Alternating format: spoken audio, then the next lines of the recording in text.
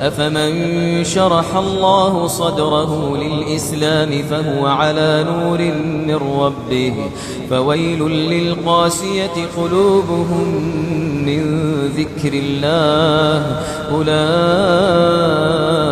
في ضلال مبين.